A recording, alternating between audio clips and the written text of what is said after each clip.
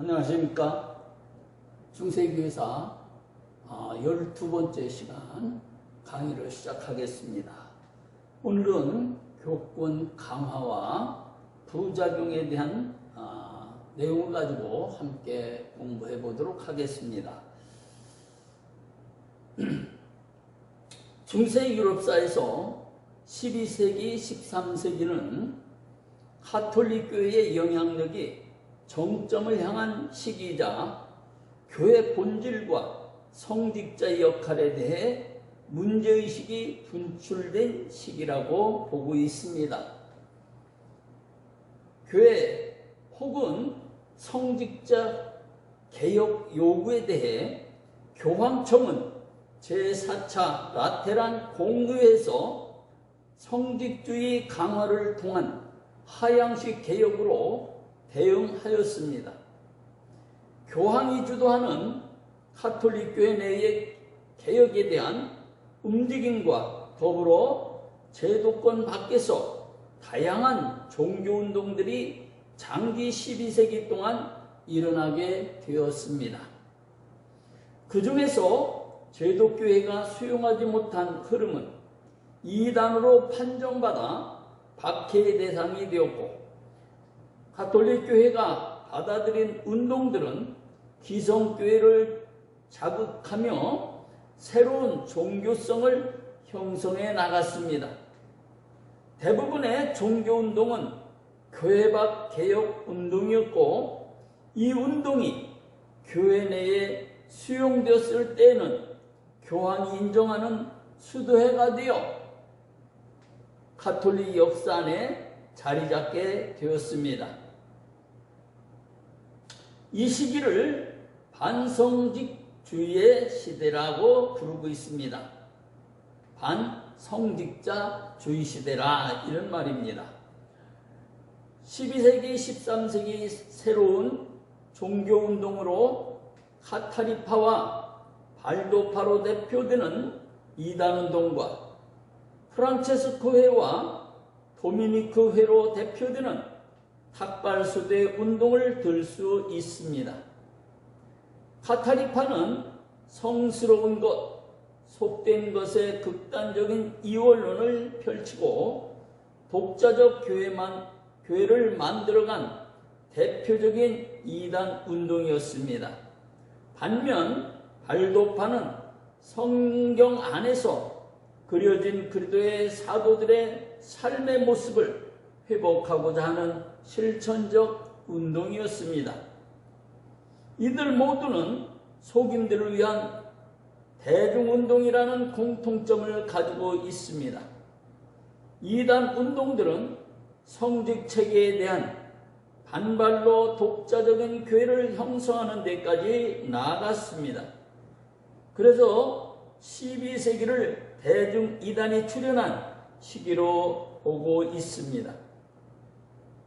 반면 탁발 수도회도 운동은 세속으로부터 고립되어 존재하던 기존 수도의 전통을 넘어 대중 속으로 파고 들어간 급진적 형태의 새로운 수도회를 만들어 갔습니다. 종교는 사대를 위해 존재하는 것이 아니라 대중을 위한 것이라는 인식이 고도로 교권화된 성직체계를 흔들었습니다. 이 두 운동은 과도한 성직자 중심주의와 지나치게 비대해지고 세력화된 교회를 비판하고 사도적 삶과 사도적 청빈으로 돌아가자는 것이었습니다. 잠깐 구원 설명하면,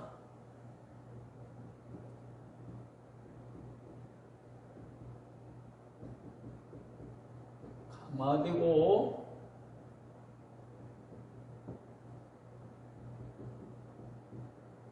비대해짐으로 교회와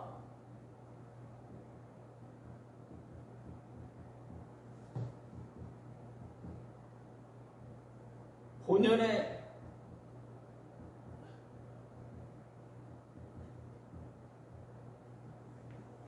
본연의 임무를 다하지 못하자 이단과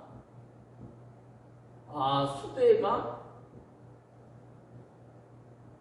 나타나. 내 이단, 그래서 말하자면 사도의 삶, 다시 말하면 그리스도의 삶으로 돌아가자, 회복하자. 는 그런 운동이었습니다. 그러니까 12세기에 교권이 강화되고 황제 교황의 어떤 권세가 강해지고 사제들의 권한이 강화되어지고 교회가 비대해지니까 교회가와 성직자들이 본연의 임무에서 이탈을 하고 타락을 하니까 여기에 대한 반대로 이단과 말하자면 카타리파와 발도파, 프란체스코회와 도미니크회 이 수도의 이단이 나타나는데 이들의 주장은 그리스도의 삶과 성경에 나타나는 그리스도의 삶과 사도들의 삶으로 돌아가자 하는 그런 주장을 했다는 것입니다.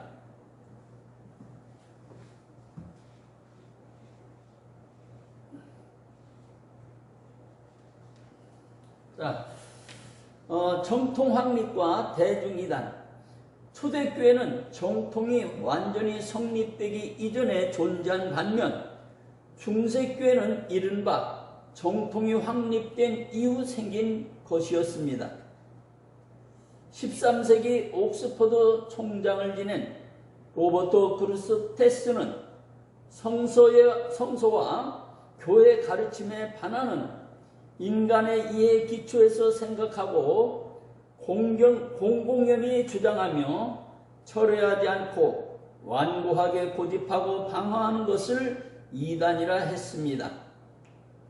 그러니까 성서와 성경과 교회 가르침에 반하는 인간의 이해에 기초해서 인간 중심에 생각하고 공공연히 주장하며 철회하지 않고 완고하게 고집하고 방어하는 집단을 이단이라 그렇게 규정했다는 것입니다. 12세기, 13세기 교황권이 극성기로 들어가면서 성직자와 평신도의 권한, 능력 등의 차별이 확대되었고 제독교회가 성직자들을 통하여 개인의 사생활, 개인의 삶을 통제하는 흐름도 강화되었습니다. 성직자의 지나친 권위신장은 성직 타락과 연결되고 속인들 사이에서 성직주의에 반대하는 반성직주의 흐름이 형성되었습니다. 제도화된 교회의 가르침보다는 스스로 해석해서 참된 그리스도교와 성서의 가르침을 따른다고 주장하는 무리들이 중세교회에 나타나게 됩니다. 제4차 라테란 공의에서 화채설과 고해 성사 등을 교리로 확정하면서 성직자의 권위가 크게 확대되었습니다. 이는 성직계층과 속인 대중 사이의 갈등 요인이 되었고 이 상황에서 대중이단이라는 새로운 종교 현상이 나타나게 됩니다. 그들은 그리스도교의 삶의 본질은 그리스도의 삶을 따르는 것이라고 생각했습니다. 더욱 단순한 종교적인 삶에 대한 동경이 이단 운동의 동기가 되었습니다. 그리스도와 사도들이 보여주었던 청빈의 삶의 추구는 동시대 대중들에게 깊은 감동을 주었고 새로운 신앙의 길로 제시되었습니다.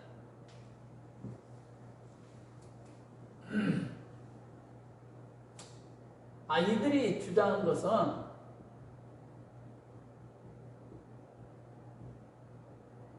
그리스도와 사도들의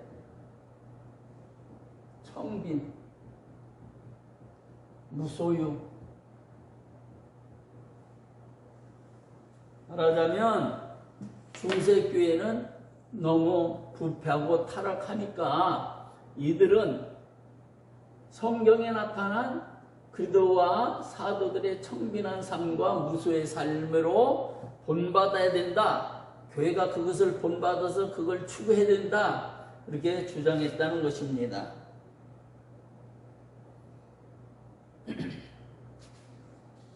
자, 종교적 완전성을 지향한 카타리파.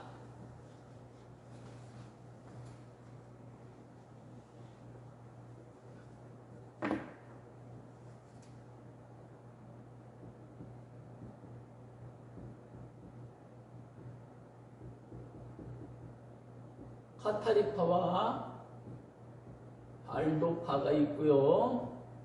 또 수도에는 프란체스코 와 도미니크 회가 있었습니다. 그래서 카타리파에 대해서 보겠습니다. 12세기 중엽 시작되어 프랑스, 이탈리아 등에서 발견하면서 서유럽 여러 지역으로 퍼져나간 카타리파는 그 규모나 조직면에서 중세의 가장 큰 이단이었습니다. 그들은 선한 영과 악한 물질로 세상을 보는 이원론을 주장했습니다. 카타리파는 이원론.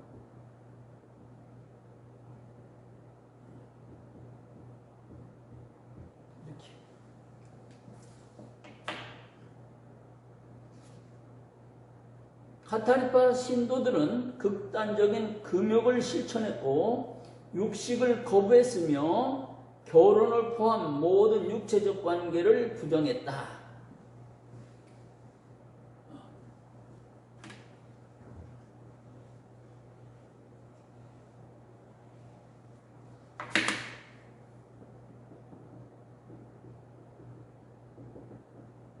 금욕.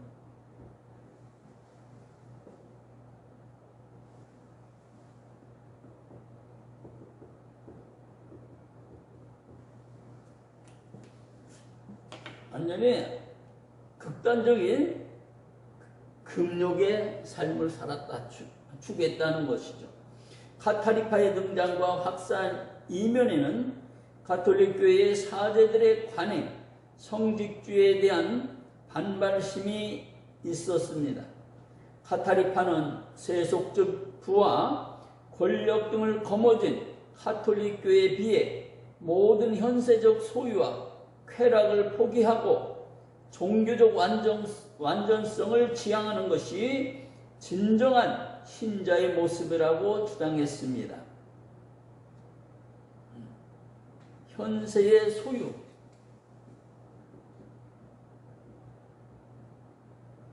소유와 쾌락을 부정, 종교적 완전성 추구, 이것을 주장했다는 거죠. 네.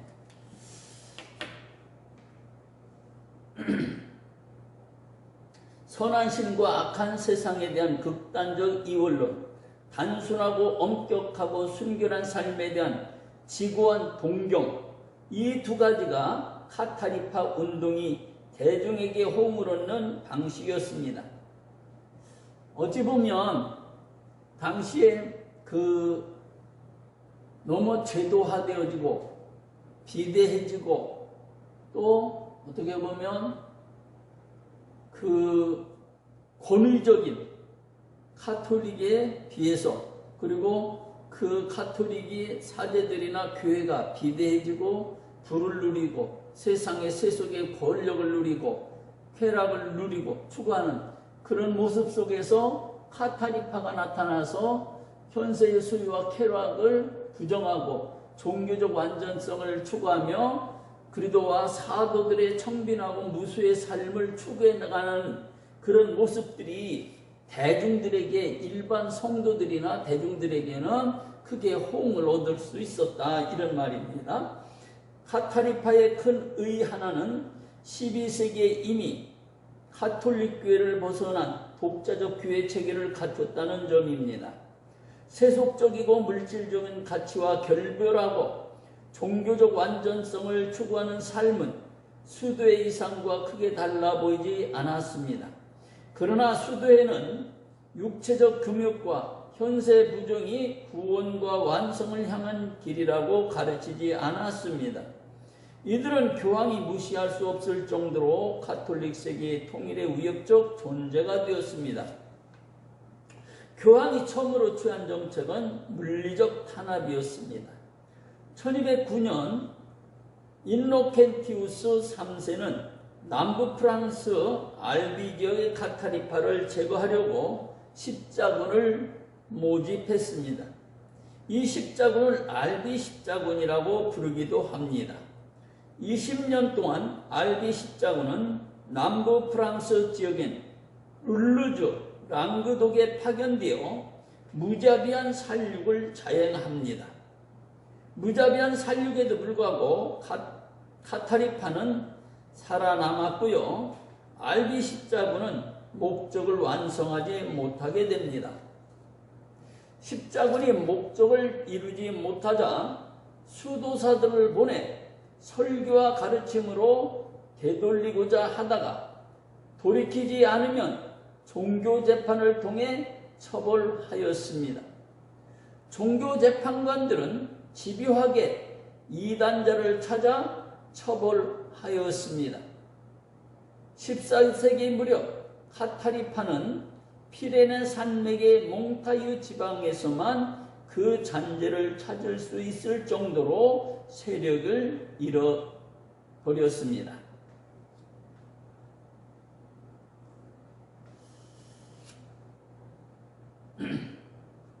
자,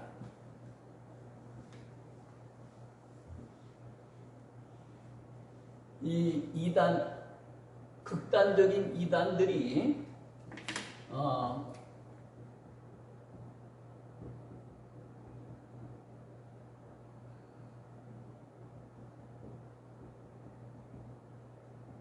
모집해서 진압하려고 했는데 실패했고, 두 번째는 수도의 수도사들을 동원하여 설득. 그래서 안 됐어요. 그래서 종교재판을 회부해서 강하게, 엄하게 그들을 탄압하고 아주 처벌을 하게 됩니다. 그래서 결국에는 카타리파가 세력을 잃어버렸다 하는 것입니다. 자, 사도적 삶을 추구한 발도파. 카타리파가 가톨릭 교회에서 나와 자체적인 교회 조직을 구성하고 교리에서도 극단적인 이원론을 주장한 반면,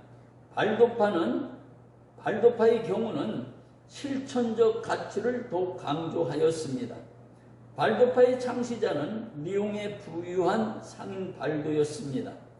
1173년 발도는 자신이 지금껏 지켜온 가정과 사업과 부를 버리고 진정한 그도의 가르침을 실천하는 길을 택하게 됩니다. 그는 사람들에게 그리도와 초기 사도들의 삶의 방식을 회복할 것을 설교를 통해 호소하였습니다. 발도의 금욕적 삶과 검소함과 단순함을 권면하는 설교를 통해 많은 추종자들이 생겨나게 됩니다. 그의 추종자들은 리옹의 빈자들이라고 불리게 되었습니다. 성경을 보면 예수께서 사도들을 전도여행을 보내면서 아무것도 지니지 말고 2명씩 짝지어 말로 들어가 설교하되 사람들에게 환영을 받으면 마을에 머물고 환영받지 못할 경우는 그 마을을 떠나도록 했습니다. 이를 계승한 운동이 12세기와 13세기 유럽 그리스도교의 일대 세바람을 일으킨 사도적 청빈입니다. 당대 교회의 부와 권력에 대한 추구, 성직자의 타락에 대한 원천적이고 급진적인 대응으로 이 사도적 청빈은 탁발 수도회인 프란체스코를 통해서도 확산되었습니다. 그러니까 앞에서도 지적한 대로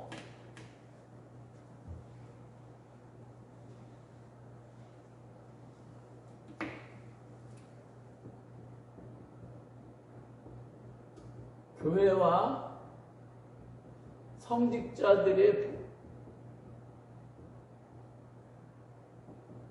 모습은 비성경적이었다. 그래서 그리스도의 삶, 사도적의 삶으로 돌아가자는 것이 사도적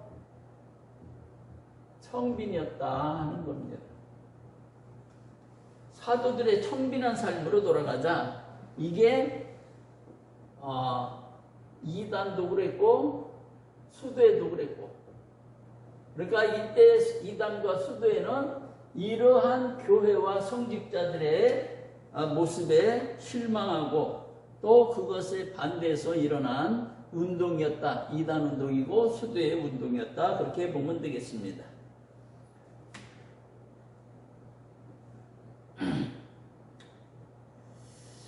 가톨릭 교회는 발도파가 대중에게 미치는 영향력을 인정했기 때문에 발도파를 정통교회로 끌어들이려고 하였습니다.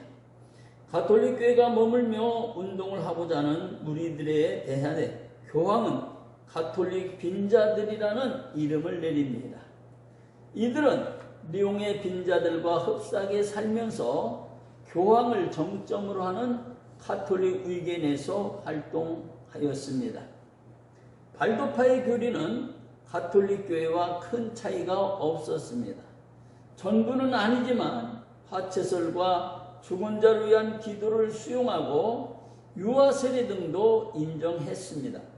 하지만 모든 것을 비우는 삶을 설교한 것은 기존 교회를 불편하게 하였습니다. 그들이 가톨릭 교회로부터 이단으로 파문당한 이유는 가톨릭 교회의 허락 없이 설교한 것입니다.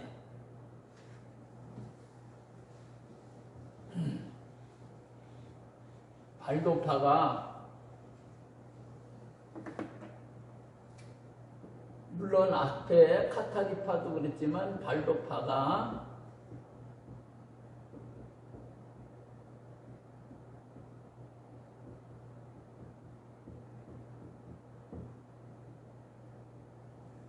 청빈의 삶에 대해서 자꾸 대중들에게 설교를 하니까 그렇게 되어지니까 어떻게 되겠어요? 로마 가톨릭이나 교회나 아니면 사제들, 성직자들은 상당히 거북했을 것 같아요. 그래서 결국에는 발도파와 이런 문제들로 인해서 가톨릭에 갈등이 있었다는 것입니다. 발도파 신학 핵심은 성경의 가르침을 교황이나 교회 결정보다 우위에 두었다는 것입니다. 성경의 가르침을 교황이나 교회 결정보다 우위에 두었다는 것입니다.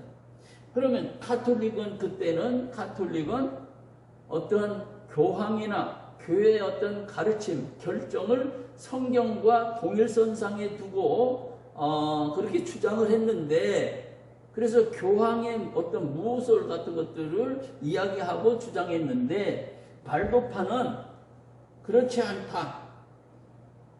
성경의 가르침을 제일 위에 권위에 두고 교황이나 교회 가르침은 그 아래로 갔다는 것이죠. 그래서 자국어로 된 성경을 읽고 그 가르침을 권위의 원천으로 삼는 성경 중심주의의 뿌리를 그들에게서 찾을 수 있습니다.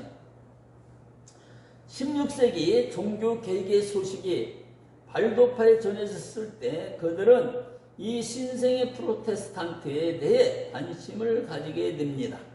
이탈리아 피에드몽의 발도파는 1532년에 독일과 스위스 종교개혁자들과 만나서 개혁교회 신조를 수용하기로 하였습니다. 독자적 흐름을 유지하던 발도파는 이렇게 신생 프로테스탄트와 연합하게 됩니다. 피에드몽 이외에도 유럽에 산재해 있던 발도파들은 보헤미아나 프랑스, 독일의 프로테스탄트 교회와 연합하여 흡수되고 역사에서 사라지게 됩니다. 청빈의 삶과 금욕을 추구하고 성경 연구와 대중 설교를 중요한 가치로 삼았던 것은 탁발수도회와 동일합니다. 미사 중심의 가톨릭에서 설교 중심으로 이동하는 흐름이 중세 말에 형성되었다고 봅니다. 이 관념들은 곤여 프란체스코 회와 도미니크 회에 영향을 끼쳤고 중세 말 대중운동의 주류를 형성하게 되었습니다.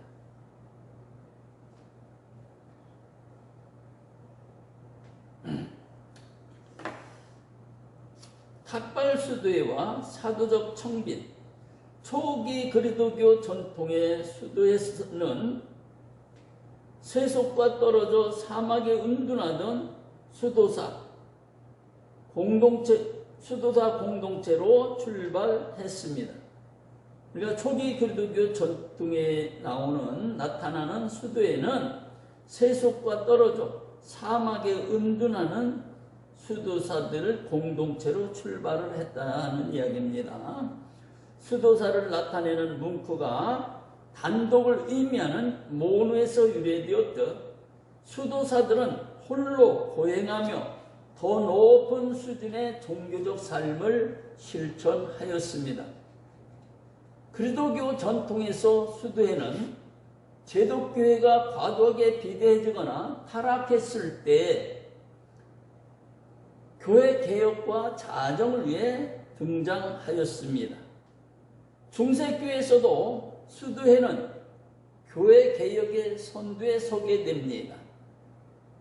이 수도회 운동의 핵심은 금욕과 청빈 독신 생활을 추구하며 높은 수준의 종교적 삶을 실천하여 당대 대중에게 삶의 모범을 제시하는 것이었습니다. 그러니까 수도회는 언제나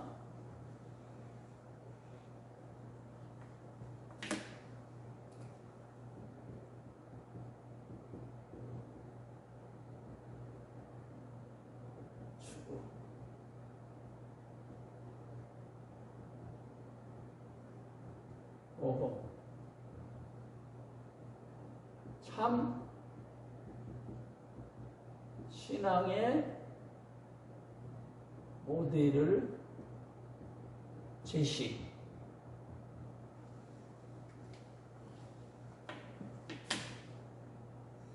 13세기 교황권의 전성기는 또 다른 의미에서 교회 위기를 안겼습니다. 성직주의가 강화되고 현세와 내세의 통제권을 쥐고 있다는 교회의 권위는 여러 개 탄생, 면벌부 매매, 성물 숭배 등 새로운 종교 현상을 낳았습니다. 이 모든 것은 성직주의가 그 기반이 되었습니다. 이에 반발해 이단 운동들이 등장하고 가톨릭교회는 십자군과 종교 재판을 통해 이들을 처리하고자 하였습니다.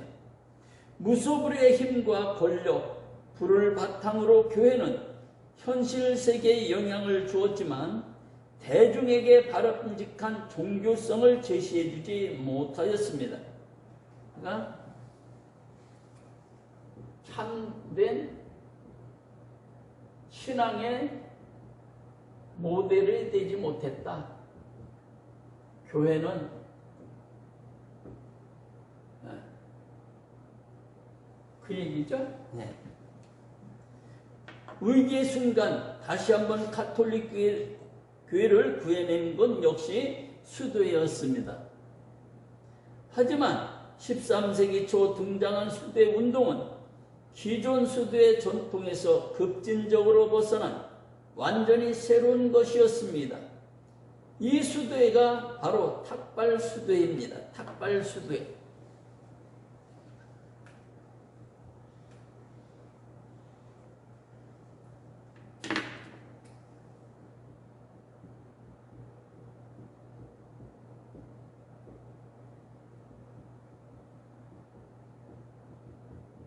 중세 수도회는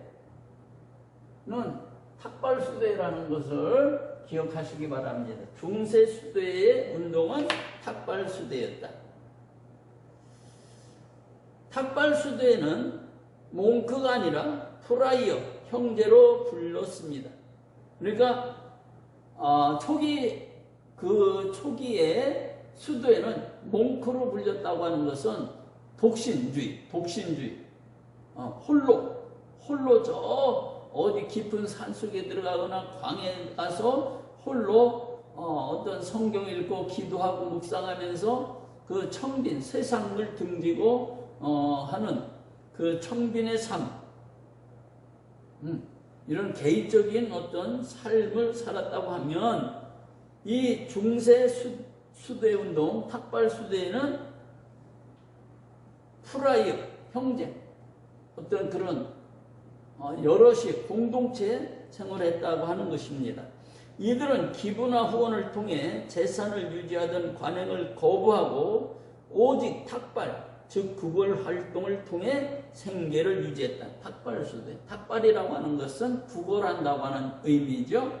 그래서 이들은 어떤 재산을 축적하지 않고 무소유의 삶을 살기 위해서 탁발하는, 얻어서 먹고 얻어서 생활하는 그런 구걸 활동을 했다 하는 것입니다. 제4차 라테란 공회의 결정으로 가톨릭 교회와 사제의 권력은 정점에 도달합니다. 앞에서 지적한 대로 가톨릭 교회와 사제의 권력과 어떠한 그런 세상의 지배권, 이런 것들은 정점에 올랐다. 이런 배경을 안고 등장한 탁발수도회는 사도적 청빈을 실천함으로써 교회가 추구할 새로운 시대 정신을 제시하였습니다. 탁발수도회는 그들이 속한 사회와 적극적인 소통을 시도하였습니다. 이들은 설교를 포함한 사목 활동을 통해 그리스도를 따르는 삶이 무엇인지 가르쳤습니다. 재속 성직의 영역에 탁발수도사들이 들어오면서 사목 활동의 수준이 높아졌지만 재속 성직자들과의 갈등은 피할 수 없었습니다.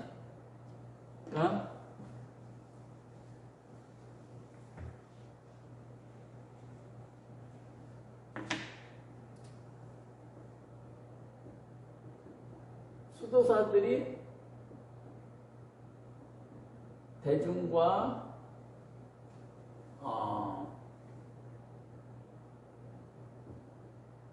만나고 또 설교하고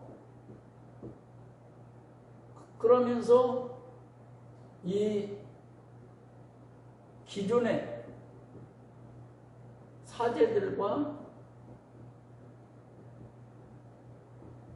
갈등의 관계 형성,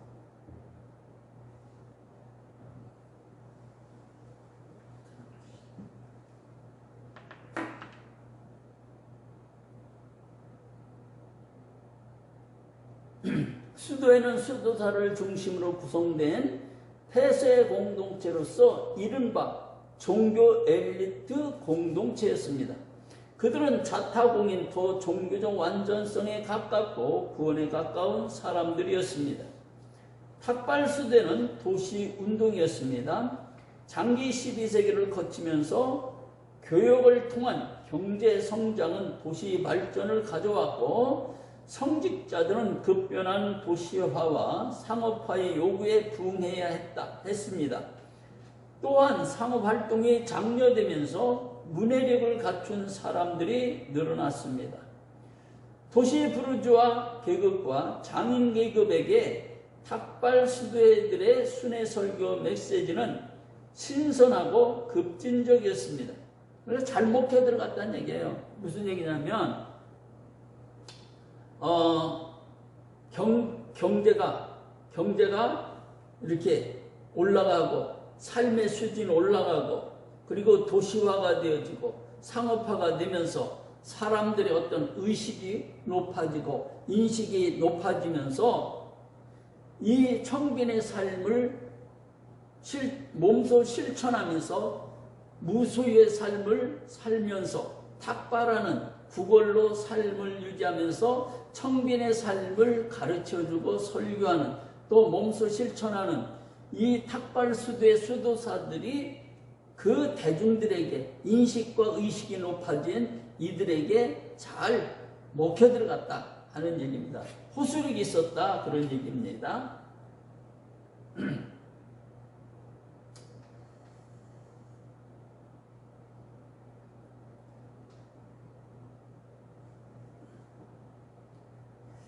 또한 상업활동이 장려되면서 문해를 갖춘 사람들이 늘어났고 도시 부르주아 계급과 장인 계급에게 탁발수도들의 순회설교 메시지는 아주 신선하고 급진적이었습니다. 속인들의 점증하는 신앙적 요구에 대해 탁발수도의 설교자들은 성경 연구를 통해 답을 제공하고자 하였습니다. 그러니까 이 사람들은 대중들이 이들에게 상당히 어떠한 그런 기대를 가지고 그들에게 무언가를 요구하고 그러니까 말하자면 이 대중들은 목마른 거죠. 갈급한 거죠. 그런 와중에 수도사들이 나타나서 그런 삶을 보여주고 설교하자 그들은 이 수도사들에게 많은 것을 이렇게 질문하고 그들에게서 어떠한 답을 듣고자 했다 하는 것이죠. 대중이 이해할 수 있는 언어로 된 설교문들이 유통되었습니다. 이 종교운동은 교회 위계 구조의 잠재적 위협이 되었습니다. 탁발 수도사들은 속인도 설교할 수 있다고 주장했고 교황으로부터 설교권을 획득한 후로는 광장과 교회 내에서도 정당하게 설교하였습니다. 그러나 더욱 그들을 불편하게 했던 것은 설교에서 드러나는 급진적인 주장들이었습니다. 그들은 성경에 묘사된 그리스도와 사도들의 삶이 이상적 삶이라고 주장을 하였습니다. 이들이 설교한 게 문제가 아니고 이들의 설교에 담은 내용들이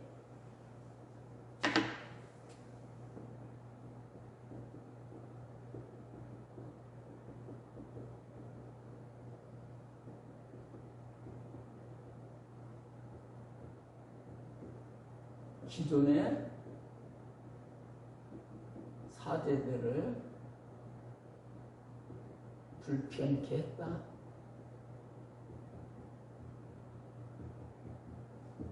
왜?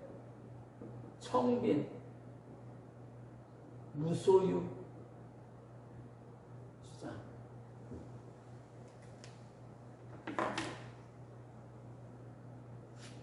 (13세기) 초 두 개의 위대한 탁발수도회가 시작되었는데 하나는 프란체스코이고 또 하나는 도미니크 회였습니다. 무소유와 청빈을 추구한 프란체스코. 자, 탁발수도회가 두 개가 있었습니다. 앞에서도 제가 말씀드렸죠. 이단이 두 개 있었고 수도회가 두 개가 있었는데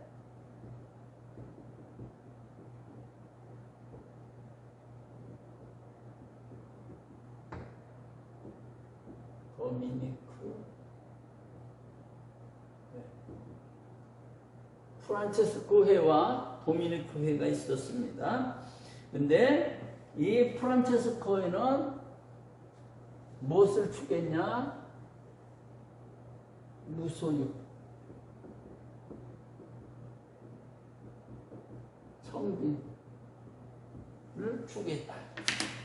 프란체스코에는 성자로 불리는 프란체스코가 설립한 수도입니다. 아시시 외가도 어느 동굴에서 수행하던 1208년 그는 성 마티아스 축일 미사에서 생애 전환을 경험하게 됩니다. 마태복음 10장에 기록된 그리도가 제자들을 보내면서 명령한 내용에서 깊은 감동을 받은 것으로 알려지고 있습니다. 프란체스코에게 더욱 강렬하게 다가온 것은 이 일을 수행할 때 돈이나 여벌옷, 신발 등을 사람들의 자선에 의존하는 전적 무소유였습니다. 자신의 기준을 명령으로 받아들인 프란체스코는 신고 있던 신발을 벗고 거친 옷을 입은 뒤 밧줄로 허리를 동에 맨 채 가난한 자들을 위한 설교자로 살 것을 결심합니다. 프란체스코가 사도적 극단적 가치를 들고 나온 이유는 당시 점증하는 도시화와 상업의 발전과 무관하지 않았습니다. 그가 추구했던 자발적 가난은 사회에서 가장 낮은 계층의 삶을 선택한 것으로 그리도가 자신과 이들을 위해 존재했다는 내적인 확신이 그를 이끌었습니다. 그리도교적 청빈의 이 상을 따르고자 결심한 사람들의 상당수가 귀족과 도시 상공업자들과 대학생들이다 보니 그들이 극단적으로 청빈의 이 상을 구현할수록 그들의 종교적 진로는 밝아졌습니다. 탁발수대 출신으로 주교와 대주교 추기경 자리에 오를 수 있었고 수립된 그 세기에 탁발수대 출신의 교황이 나오기도 하였습니다. 1223년 교황 호노리우스 3세가 인주내측을 승인하면서 정식 수도회가 된 프란체스코에는 교황청의 인정으로 발독과는 다른 큰 명성을 얻으며 급속히 확대되었습니다. 속인들만 아니라 성직자, 대학 졸업자들이 참여하는 운동이 되었고 속인과 여성 수도회가 별도로 운영되는 광대한 조직으로 자라났습니다. 사도적 청빈을 추구하는 삶과 수많은 대중의 열과 그에 따른 급속한 성장은 여러 생태적 문제를 남기게 되었습니다. 그 중에서 재산 소유와 수도사의 교육은 초기부터 치열한 논쟁거리가 되었습니다. 자, 프란체스코가 부딪힌 두 가지 문제에 대해서 보겠습니다. 교황이 인준한 프란치스코 회칙에는 수도회가 재산을 수유하거나 돈을 사용하는 것을 명시적으로 금했습니다. 하지만 수도회가 조직화되고 전 유럽으로 급속히 퍼져나가면서 무소유 원칙은 애초부터 불가능한 이상임이 드러났습니다. 수도회 건물이 없이는 대중을 만나고 설교를 하고 성사를 수행할 수 없었습니다. 프란체스코가 살아있을 때부터 불거진 무소유 문제는 그의 사후 큰 문제로 대두되었습니다. 청빈에 대한 현실적인 문제를 해결하기 위해 지방 수도에서는 교황에게 이 인준의칙을 탄력적으로 해석해 줄 것을 요청하게 됩니다. 1203년 교황 그레고리우스 9세는 프란체스코 수도사들이 직접 돈을 받는 대신 대리인을 지정해 기부를 받는 것을 허용하게 됩니다. 1245년 교황 인노켄티우스 4세는 프란체스코 회의 건물의 단순 사용권을 인정합니다. 그러나 프란체스코의 가르침을 문자 그대로 따르고자 했던 이들은 이 타협이 프란체스코의 정신을 훼손한 것이라고 비판했습니다. 그리고 이러한 갈등은 수도의 내부에만 머물지 않았습니다. 중세말 교회의 성빈의 본질에 대한 근본적인 논쟁이 일어나게 됩니다. 가나안에 대한 회칙의 해석을 둘러싸고 엄격하게 준수해야 한다고 주장하는 엄수파, 이들을 영성파라고 부르기도 합니다. 엄습파와 상황에 맞추어 새롭게 적용되어야 한다는 온건파, 콘벤투알이라고 부르기도 하는데 이렇게 온건파로 나뉘어졌습니다. 극단적 영성파 프란체스코에는 이단으로 탄압받는 신사가 되었습니다. 프란체스코가 당면한 또 하나의 문제는 교육이었는데 프란체스코는 설교를 통한 사목활동을 강조했지만 수도사 교육을 긍정적으로 생각하지 않았습니다. 프란체스코는 학문을 강조하지 않았고 수도에 내서도 학문 탐구는 대체적으로 부정적이었습니다. 그 관점이 변하게 되었다는 겁니다.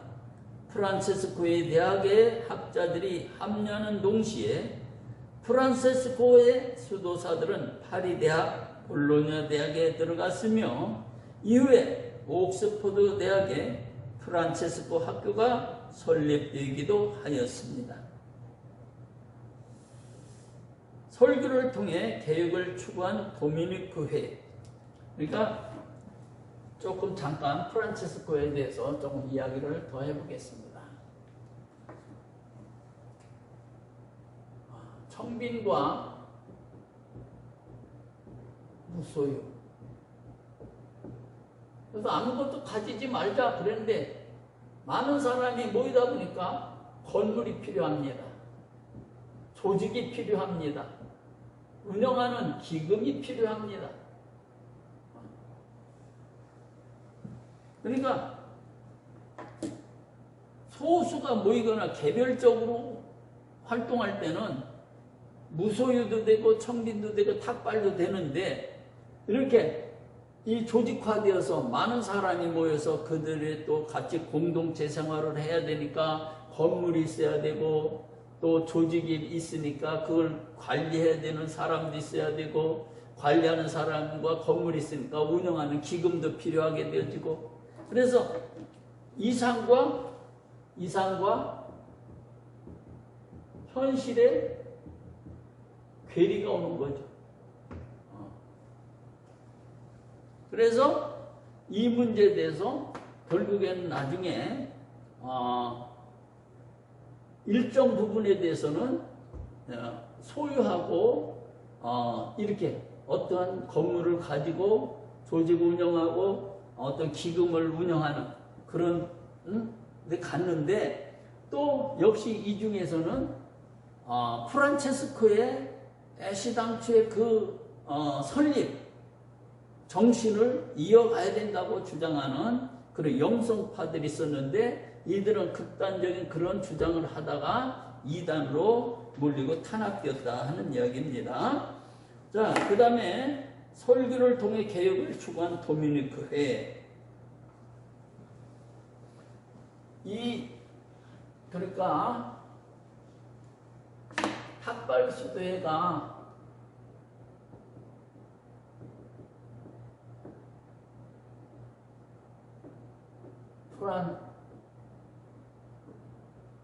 프란체스코 회, 도미니크 회 있었는데 이건 청빈과 무소유의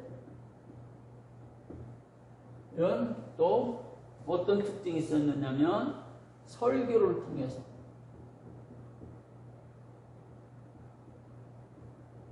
개혁. 프란체스코회가 청빈을 강조한 반면 도미니크회는 설교와 가르침을 강조하였습니다.